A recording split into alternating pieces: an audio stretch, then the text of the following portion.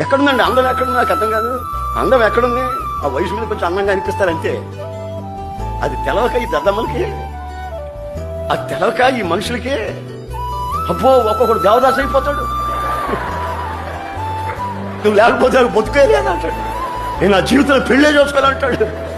తెలివి తక్కువడు.